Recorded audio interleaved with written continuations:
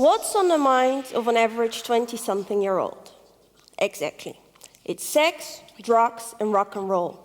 Or in my case, sex, books, and rock and roll. Cancer, I assure you, is not. I was 21 when I learned that I had a rare, aggressive, and funny sort of cancer that had found its home around my lung. But my story, here on stage with me today, is not about cancer. It's about bending worlds, accepting the reality of cancer, but at the same time, discovering the opportunity of creating a world on your own, a refuge in which you feel good. My message is about being able to forget, which doesn't necessarily mean running away from the things we don't like in life. I look at it as a cancer holiday. These wigs, all 9 of them, were my cancer holiday. There's nothing scientific or medically approved about them, but each and every one of them were vital cure. It was a cold January afternoon when Dad and I were sitting in the hospital. All that we expected was a simple diagnosis and a pot of pills to go home with. In fact, the champagne was already chilling at home for a much-anticipated celebration. Well, things turned out differently.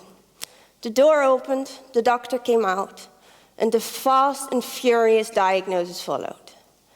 In a heartbeat, I went from a girl carrying her study books on her one arm, carrying her cell phone in the other, to someone robbed of dreams and future, walking around with a chemo stick. Chemo began, and the hair fell out. Maybe it's because I was born into this happy, hippie Amsterdam family that my first memory of hair loss is somewhat unconventional. It happened on the toilet, which I visited quite regularly because, as you might know, chemo makes one pee-pee a lot. It was there where I found out that the hair loss had begun. There was more pubic hair in the toilet than there was on me. As Dad was again the first face I saw, he was the first to know. And his answer, quite Dad-like, I guess, very pragmatic and simple, he answered, "Sophie, don't worry, we just find you some matching pubic hair to go with the wig in the wig shop." That was a good moment. I remember we joked that back in the 60s, his flourishing time, people could well appreciate a full hair bush. But that for a girl from my generation, a free and painless Brazilian wax was rather a good thing. But soon after, all the hair fell out, and that was less funny. There I was, decidedly girly inside, walking around like a figure of a space odyssey.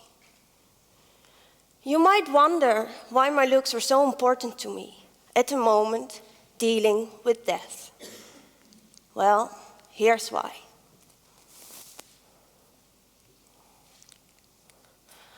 But I don't know, though, if it was so much about looks, although I did wish for feeling pretty, being liked and looked at. But maybe it was more about turning something bad into something good.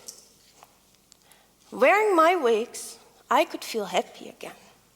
And feeling happy, despite the cancer, made me feel strong. It was like a sort of mind game between me and my cancer. You know, the cancer, it was there, always. Drinking coffee, doing grocery shopping. But wearing my wigs, I could say, now it's my time. Now it's playtime. Wearing my wigs, I could be my own self again. Even better, I could be who I wanted to be. Because every wig gave me a different feeling. And therefore, I gave every wig a different name. Please meet Stella, Sue, Daisy, Blondie, Platina, Uma, Pam, Bebe, and Lydia. For instance, I could be Daisy.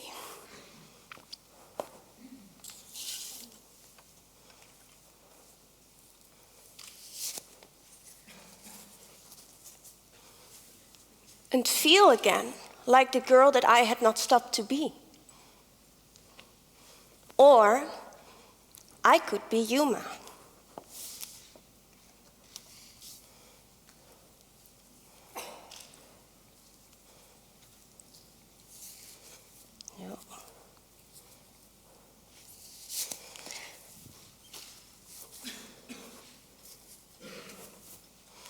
And feel like the woman that I dreamt of to be. Mysterious, sensual, and yes, maybe a little bit naughty, naughtier than I felt without Yuma. Or I could be Sue.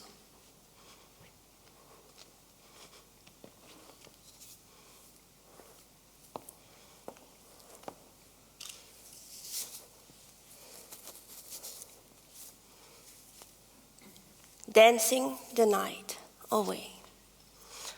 I will never forget the date. It was the 4th of June. First time clubbing after 5 months of hospital life. And that's something at age 21. I wore Sue on my head. I wore my prettiest dress. I was covered with goosebumps from top to toe, but I told myself it didn't matter. At home, I had penciled my eyebrows and I had glued on these fake grand eyelashes.